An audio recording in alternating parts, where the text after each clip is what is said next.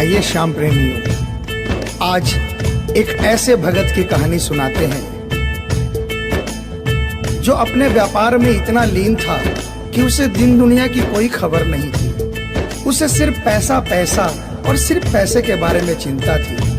उसके घर वाले, उसके परिवार वाले सारे परेशान थे कि सेठ कभी कहीं नहीं जाता, सुबह से लेकर रात तक हर समय पैसे में ही लिपटा रहता है। बहुत दिनों से उसके इष्ट मित्र उसे कहते थे कि तुम हमारे साथ कहीं चलो, अपने बच्चों को लेकर चलो, लेकिन सेठ कहता इसके लिए काफी समय पड़ा है, अभी मुझे सिर्फ पैसा कमाना है। लेकिन एक दिन कुछ मित्रों ने बहुत जोर दिया कि 2 दिन की छुट्टियां हैं, हम खाटू श्याम जी के दरबार में जा रहे हैं, पूरे परिवार को साथ लेकर हमारे साथ चलो।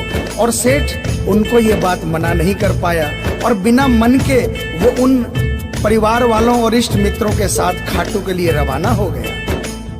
रास्ते भर वो अपने व्यापार की बातें करता रहा।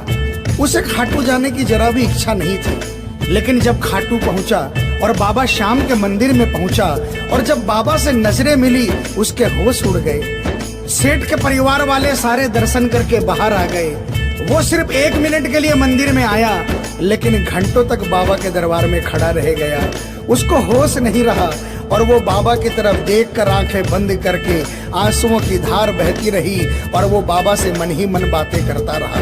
जब परिवार वालों ने उसे कहा कि अब चलना है, तो सेठ ने बाबा से कहा, प्रभु मुझे अब हर महीने 11 को अपने दरबार में बुलाओ। और ये कह करके वो बाबा के दरबार से वापस अपने घर को आ गया। 15 दिन बाद 11 आई। सेठ बहुत से लोगों को लेकर अपने साथ बाबा के दरबार में गया। ऐसे हर 11 को वो खाटू जाने लगे।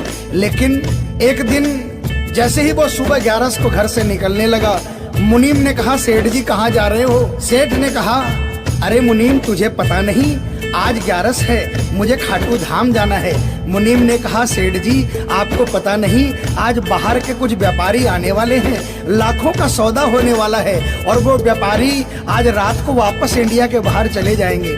आपके पास तो मौका है, आप 11 की जगह मावस को खाटू चले जाना। सेठ के मन में ये आया कि हाँ, इसमें क्या फर्क पड़ता है, आज यहाँ व्यापार कर लेता हूँ, सौदा कर लेता हूँ, मैं खाटू मावस को चला जाऊंगा। और सेठ उस दिन खाटू नहीं जा पाया। 11 निकल गई, मावस आई, मावस को फिर कोई व्यापारी आ गया। उसके बाद फिर पूर्णिमा आई, फिर कोई व्यापारी आ गया और इसी तरह सेठ व्यापार में फिर उलझ गया। एक दिन रात को सेठ सोया तो उसके नींदों में उसे ऐसा आभास हुआ कि उसे कोई आवाज आ रही है और उसने बड़े ध्यान से सुना। उसे लगा खाटू वाले श्याम बाबा उसे कह रहे हैं, वाह रे सेठ, मैंने तो सोचा था कि मेरे दरबार में कोई बहुत बड़ा भूला भटका भगत आया है, लेकिन मुझे क्या पता था कि कोई भगत नहीं, एक सौदागर आया है और मुझसे सौदा करके चला गया। आज तू अपने घर में, अपने व्यापार में खूब खुश है, तू वहीं पर खुश रहे। और ऐसा कहकर वो आवाज बंद हो गई। सेठ की आंखें खुली, उसके मन में ग्लानि हो गई। उसने सोचा कि मैं आज ही खाटू धाम जाऊंगा और वो जैसे ही खाटू के लिए निकला, रास्ते में एक्सीडेंट हो गया। सेठ की दोनों टांगे रह गई।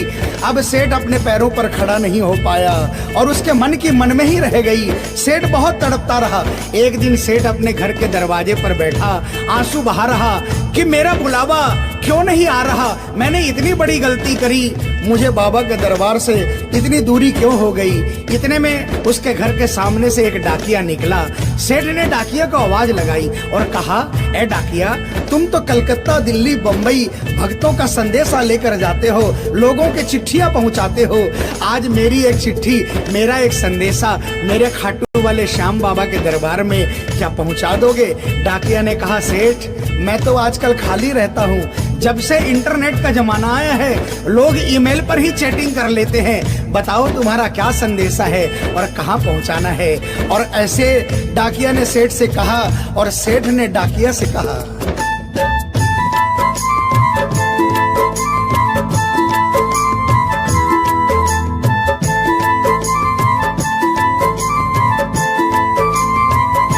डाकिया जा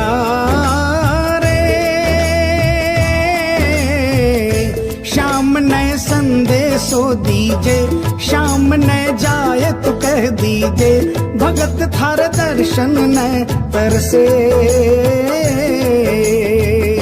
डाकिया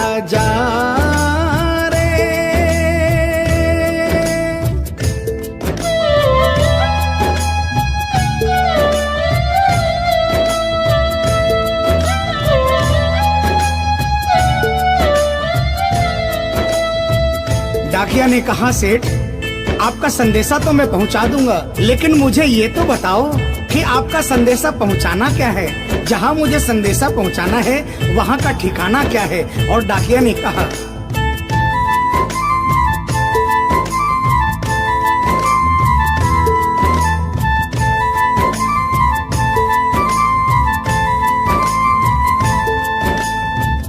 कौन से गांव थारो शाम बस्यो है, इतनो माने बता दे सेवक रे।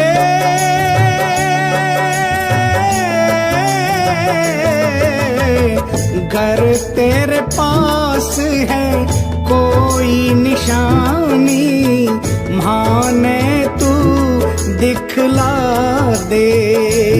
कैया जानूंगा पहचान, मैं हूँ छोरो अनजान। कैया जानूंगा पहचान, मैं हूँ छोरो अनजान। कैया शाम सुहोसी मिलन, डाकिया जा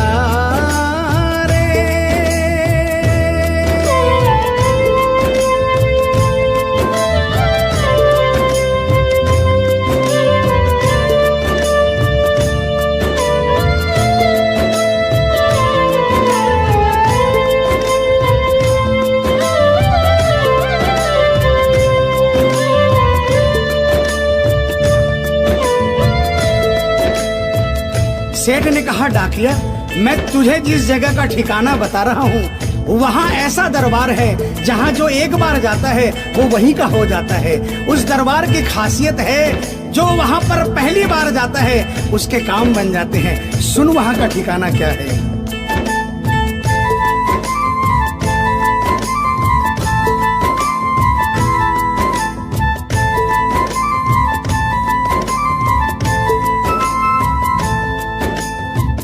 खाटू में है श्याम जी को मंदिर, शिखर ध्वजा लहरावे।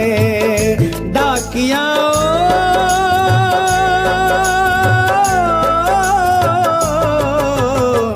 जोड़ी पर हनुमान बिराजे, सेवक चावर ढुलावे। बाके नौबत बाजे द्वार, गूंजे हरदम जय जयकार। बाके नौबत बाजे द्वार, गूंजे हरदम जय जयकार। सज धज बैठो है श्याम सजन, डाकिया जा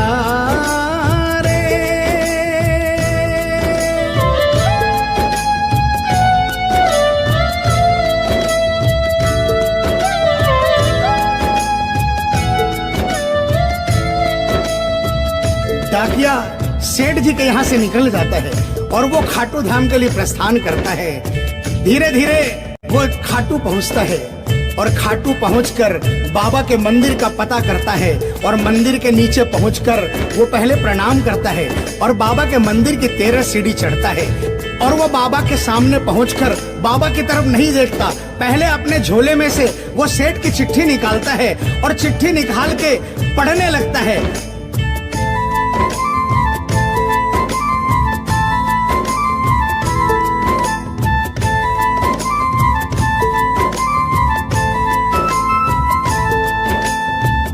पहुँच गयो दरबार श्याम के, बोलन लाग्यो संदेशो।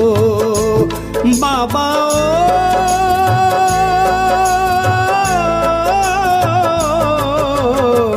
बन बैठो कद श्याम दीवानो, कुछ ना रयो अंदेशो।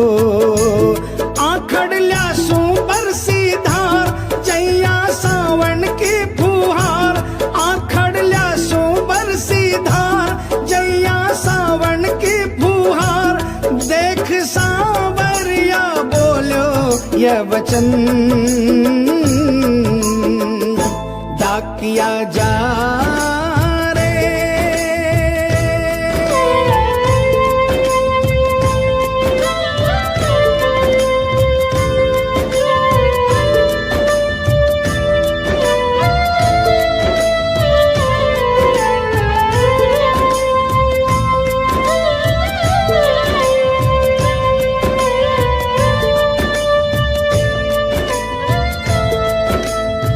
जो ही डाकिये ने सांवरे सेठ की तरफ देखा, उसके होश उड़ गए, उसकी आंखें बंद हो गई, आंखों से आंसुओं की अविरल धारा बहने लगी।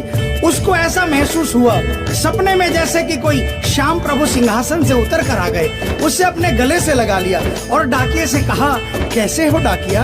डाकिया प्रभु के चरणों में गिर गया, कहा, प्रभु आज मैं धन्य हो गया, इतने वर्षों तक आपके दरबार नहीं पहुंचा, आज सेठ जी के कारण मैं आपके दरबार में पहुंच गया। अब मुझ पर इतनी कृपा कर दो, मुझे अपनी शरण में रख लो। लेकिन बाबा ने कहा, नहीं बेटा, मैं तुझे अपनी शरण में रखूंगा, लेकिन अभी तुझे मेरा एक छोटा सा काम करना है। जिस सेठ ने तुझे ये संदेशा देकर भेजा है, अगर उसके पास मेरा जवाब नहीं गया तो वहां जीते जी मर जाएगा। तू मेरा एक छोटा सा काम कर दे, वापसी संदेशा तू उस सेठ को जाकर दे दे। और बाबा ने कहा,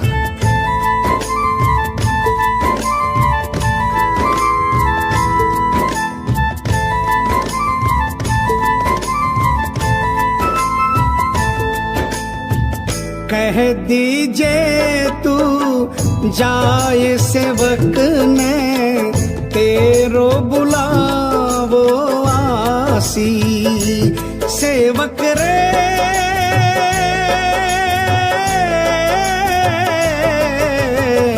सबकी आस पुराऊं तो तू कैया रह पासी। तेरी सारी जानू बात पूरी करशू मन की आस, तेरी सारी जानू बात पूरी करशू मन की आस। पर बढ़ा मेरे कानी कदम डाकिया जा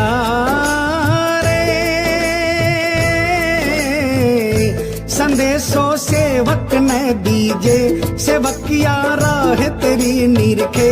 संदेशो सेवक ने दीजे, सेवकिया राह तेरी निरखे। सेवक संदेश ने तरसे डाकिया जा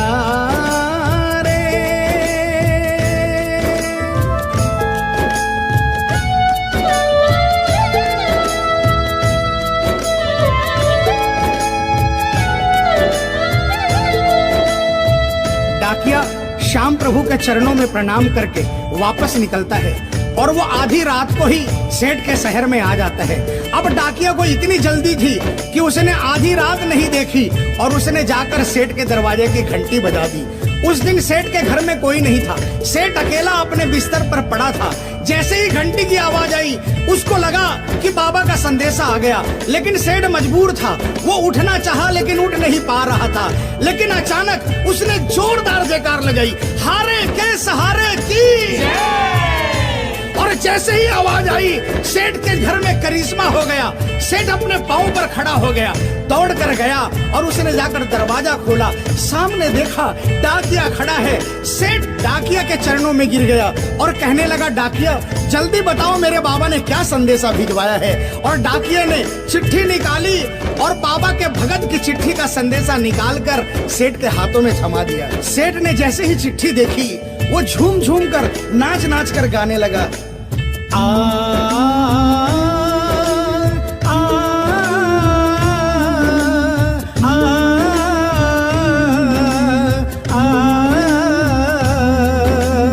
आ,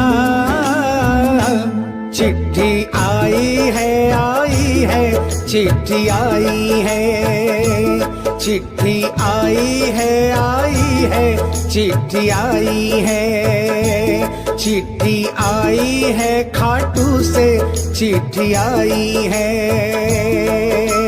बड़े दिनों के बाद मेरे श्याम धनी को आज, अरे बड़े दिनों के बाद मेरे श्याम धनी को आज भगत की याद सताई है।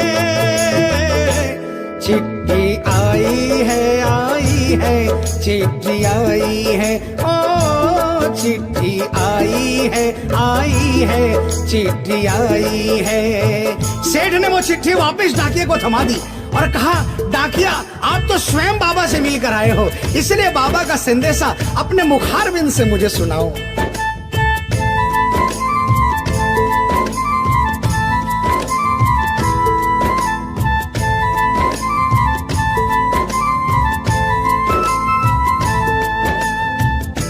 गुण संदेशो सांवरिये को मनड़ो घणो हरसायो। बाबा